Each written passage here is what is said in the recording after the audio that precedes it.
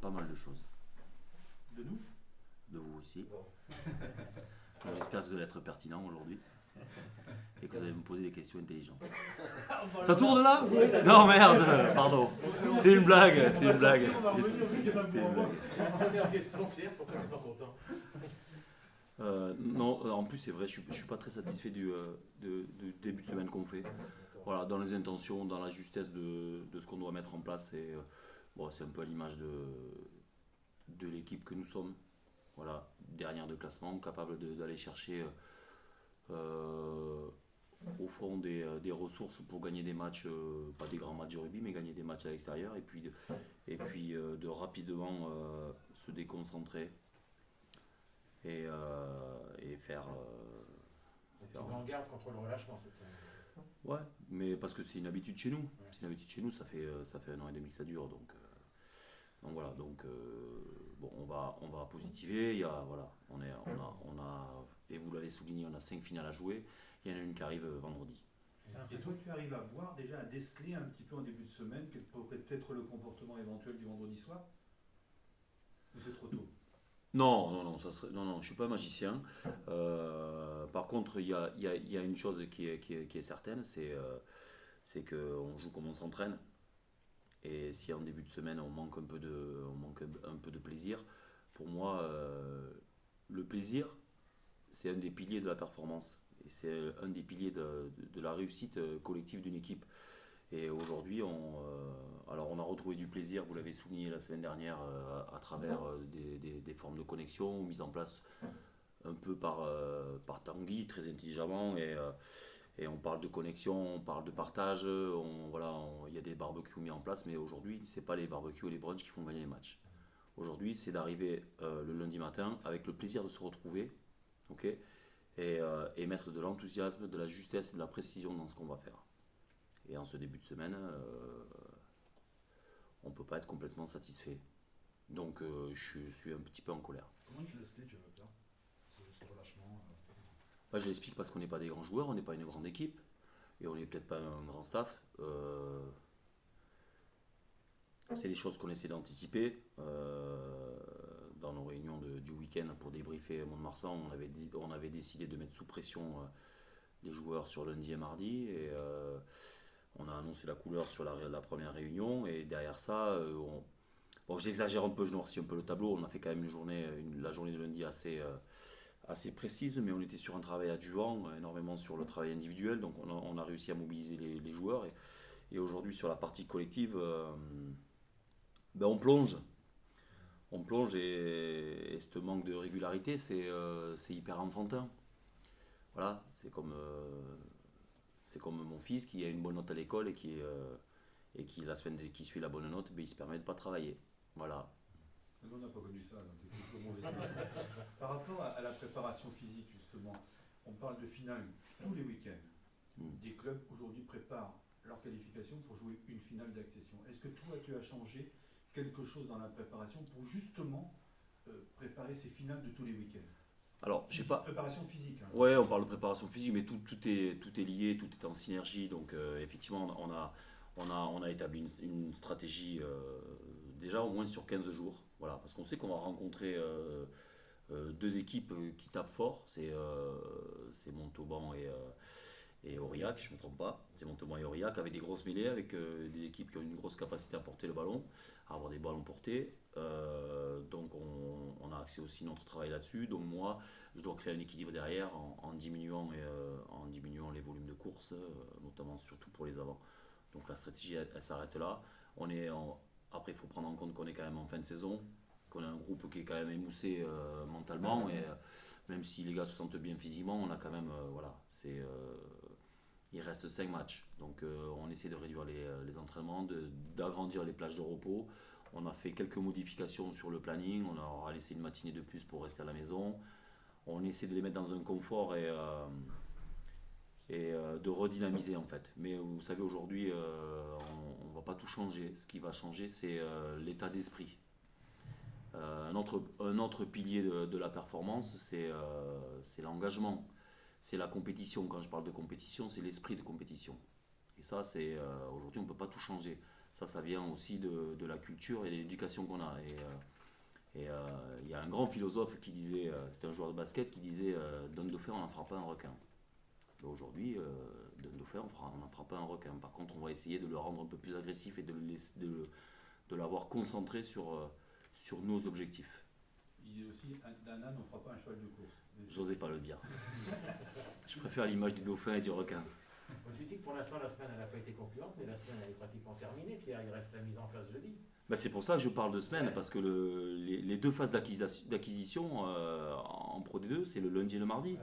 Ouais. Demain, on est sur une journée de relâche. Alors, pas complètement, mais bon, en tout cas, de décharge émotionnelle, en tout cas, ça c'est sûr. Et jeudi, on est déjà sur notre speedrun, donc une mise en place en cherchant beaucoup de vitesse. On va faire quelques réglages. Voilà, et on adapte. En fait, on adapte l'environnement. Voilà, on essaie de les mettre dans des conditions où on est à l'écoute.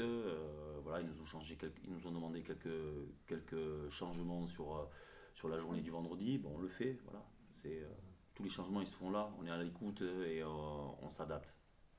Vous faites la mise en place jeudi ou vendredi, du coup, là? On fait, alors vous appelez ça mise en place, Ouais. c'est des vieux termes de rugby que je Captain ne connais Run pas, ou- ou Captain Run. Moi, le Captain Run pour moi ça n'existe pas. Moi je vais rechercher des dynamiques de journée.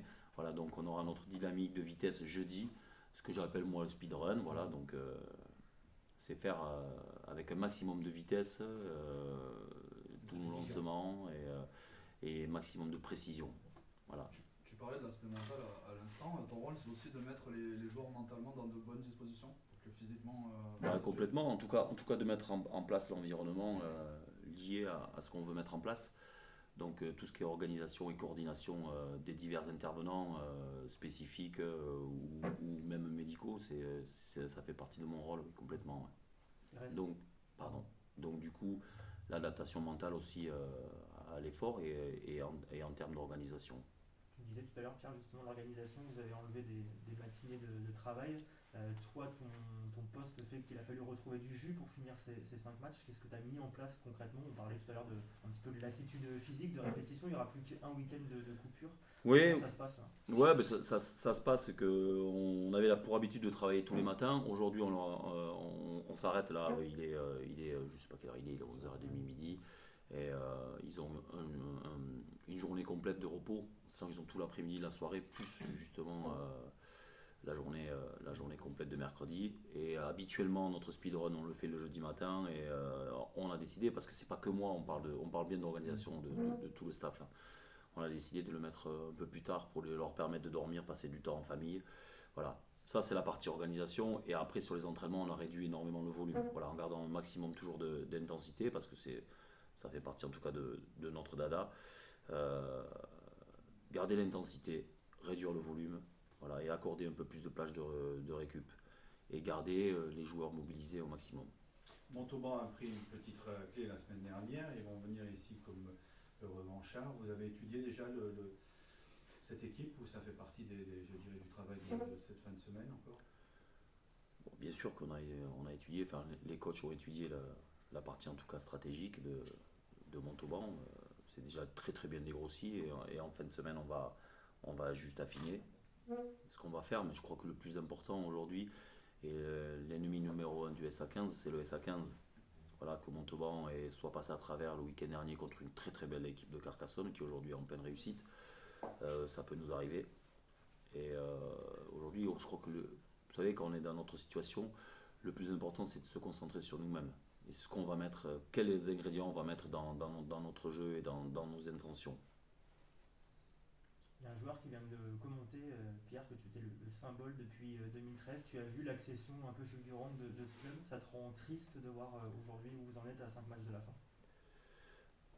Bien sûr que c'est triste. Après, c'est pas une fatalité. C'est un club qui va rebondir, je ne vais pas dire le mot reconstruire parce que tout n'est pas cassé, mais bon, il y a une belle dynamique. En tout cas, il y a un état d'esprit qui a disparu, qui est en train de revenir petit à petit. On travaille énormément avec les joueurs. Je crois qu'il y a pas mal de joueurs qui sont en train de se lier ou de se relier au club. Donc il y a une nouvelle aventure qui va commencer. J'ai effectivement eu la chance, moi, d'être, alors pas à la base du club, parce que je suis arrivé à l'époque de Julien Lair, mais d'être dans toute cette phase de construction.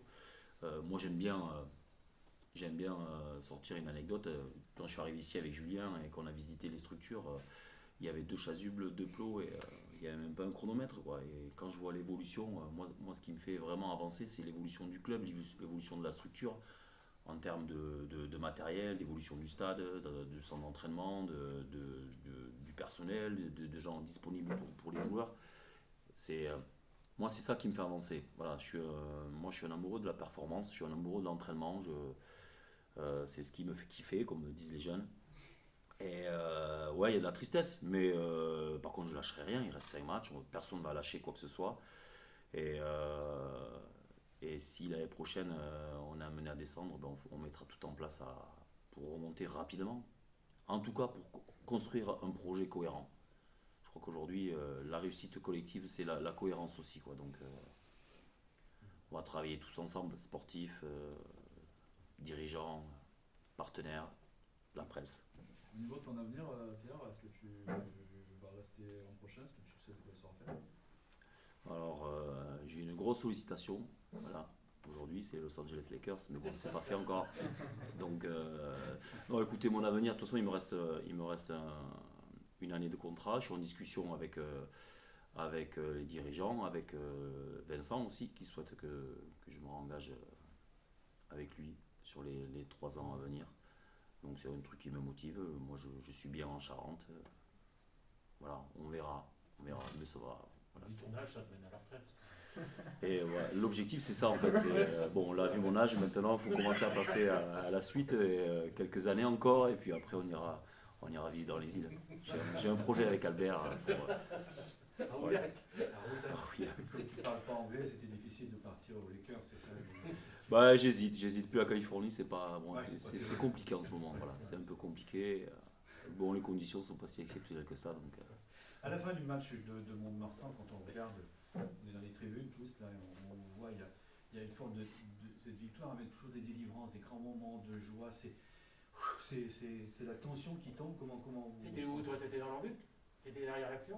Moi, je suis toujours plus mis dans l'embut. Il vaut mieux que je reste dans l'embut parce que sinon je me fais remarquer par les arbitres. Derrière la ligne du S15? Non, j'étais dans l'embut, je suis resté. Et ouais, c'est des moments. De toute façon, la victoire, voilà, d'abord on vit quand même une période un peu comme tout le monde, très particulière. Et en plus, on rajoute nous cet échec en fait, hein, parce qu'on peut parler d'échec quand même.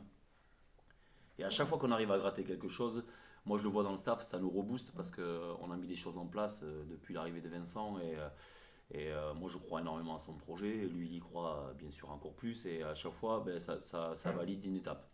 Voilà, ça valide une étape et on a une espèce de soulagement et se dire bon, déjà on a gagné à Mont-de-Marsan, c'est une fierté, on n'avait jamais gagné là-bas jusqu'à maintenant. Voilà, c'est chose faite. Étant natif de là-bas, ben, écoutez, c'était aussi une joie supplémentaire. Et ça nous donne envie, ça donne encore plus d'énergie à revenir au travail. Voilà. Mais ça n'enlève rien.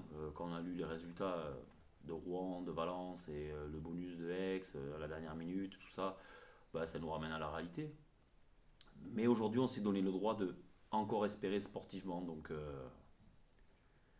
Pierre, à Mont-de-Marsan, on a croisé Romain Maroy vendredi soir. ouais.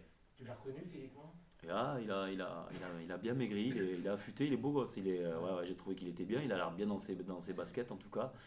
Moi, je sais, on est toujours en contact, on échange beaucoup parce qu'il a basculé côté entraînement. Et je sais qu'une chose, c'est que Romain Maroy va devenir un très très bon entraîneur, en tout cas des avants. Après le reste, bon, on verra pour le reste. Mais en tout cas, c'est sûr qu'il a de l'avenir, ce petit. Tu parlais du projet de Vincent. Ouais. C'est le 3e coach que tu connais. Est-ce que ça a changé des choses, toi, dans ta façon de fonctionner? On le sait, il a envie d'envoyer du jeu tout le temps, de mettre beaucoup de vitesse. Est-ce que toi, tu as aussi un petit peu revu ta façon de travailler? Bah, j'ai toujours été très axé sur la vitesse et la capacité à se déplacer. C'est ce qu'on avait mis en place déjà à l'époque de Julien. Moi, je suis très attaché à ça. C'est peut-être mes origines sportives en tout cas qui m'amènent à ça. Et en tout cas, c'est ce que je crois. Et en tout cas, le rugby aujourd'hui de haut niveau est complètement dedans. Donc moi, ça valide tout ce qu'on avait mis en place depuis quelques années. Alors, ça n'a pas changé. Ça a fait évoluer les choses. C'est un jeu qui demande beaucoup, en tout cas sur le plan physique, parce que ça demande de la mobilité, ça demande de la présence, de la disponibilité sur tous les postes. On se rejoint complètement. Voilà, on a des profils un peu similaires et on se rejoint complètement là-dessus. Et voilà, on a eu toute une phase, bien sûr, où il a fallu plus ou moins remettre à niveau, parce que bon, on avait un jeu qui était beaucoup plus restrictif, voilà, un jeu que je ne critique pas, hein, mais un jeu qui était beaucoup plus restrictif. Aujourd'hui, on a plus de mouvements, en tout cas, on essaye de mettre un peu plus de mouvements.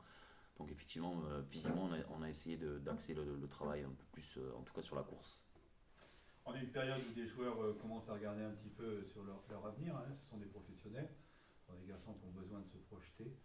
Là, au niveau des joueurs qui sont susceptibles de partir, est-ce que ça ne met pas un petit bémol justement dans l'équipe au niveau de l'ambiance? Est-ce que c'est pas compliqué à gérer ça? Alors je sais que Tanguy a fait le buzz la semaine dernière. Excusez-moi, j'ai dit Tanguy, je l'appelle Maître Tang, moi, parce que bon, il a un côté Maître Miyagi, un petit peu très philosophe et psychologue, et il nous apporte beaucoup de ce côté-là. C'est la carrière d'un sportif, que ce soit les joueurs ou le staff, on est dans la même. On est dans le même, comment dire, dans le même fonctionnement. À un moment donné, il y a la partie collective et il y a la partie individuelle. Effectivement, il faut gérer ce qu'on va devenir demain. Et il ne faut pas oublier que c'est leur métier, c'est leur gagne-pain, et c'est important, quoi. Quand on arrive à terme d'un contrat, qu'on ne sait pas ce qu'on va devenir, peut-être que ça influence, mais on n'a pas de mauvais mecs, on n'a pas de mauvais des gars qui mettent, voilà, qui lâchent complètement le truc. On a des gars qui sont imprégnés par le SA15, qui, voilà. Alors après, peut-être qu'inconsciemment, il y a des fois, on ne fait pas suffisamment les efforts, et nous, on insiste beaucoup là-dessus, enfin, en tout cas sur le plaisir et l'engagement qu'on va mettre, voilà, dans tout ce qu'on fait. Et demain est un autre jour, et chacun va savoir ce qu'il va devenir, voilà. Et c'est normal que chacun se prépare. Pour avoir assisté à des conférences de presse des Lakers, tu n'auras pas eu mieux comme question. J'en suis persuadé. Puis ils ont un accent en Californie en plus. J'ai du mal. Et c'est en visio.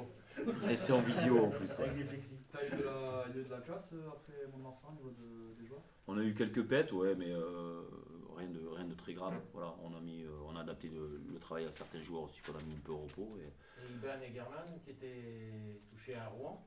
Ils en sont où Alors, Herman, ça sera un peu plus long, et Iban s'est entraîné correctement cette semaine. Enfin, en tout cas, normalement, correctement. Pas toujours, mais normalement. La cheville au moins était. La cheville, en tout cas, la tenue, voilà. Ouais, et l'infirmerie, elle est pratiquement vide. Justine est revenue? Justine? C'est qui? Ah, pardon. Non. Non, il fait du vélo en salle en ce moment encore. Le Tour de France. Il fait le Tour de France. Il a attaqué l'année dernière, donc il a bientôt fini. Pardon. Je crois que Baptiste avait des petits soucis de dos aussi. Ouais, mais Baptiste. Alors moi j'ai une affinité avec Baptiste, parce que voilà, il a fait partie de l'aventure de Fédéral 2. J'aimerais bien que. D'abord, Baptiste, il fait partie des mecs qui ont construit le projet. C'est un très bon joueur de rugby. Un bon contreur en touche aussi. Ouais. Très bon contreur en touche, il sent le rugby. Voilà. Aujourd'hui, physiquement, c'est un peu plus compliqué, il le sait. J'ai ouï dire qu'il aurait peut-être un projet au sein du club, donc ça serait un vrai plaisir. Voilà. Donc si on pouvait lui offrir un jubilé, on appelle ça comme ça, un jubilé par match sur le maintien, j'en sais rien, enfin je dis ça, mais ça serait avec grand plaisir. En tout cas, il s'accroche et il s'entraînait normalement cette semaine aussi. Ouais. Ouais, mais là, au niveau de l'infirmerie, ouais, voilà. Nostromo.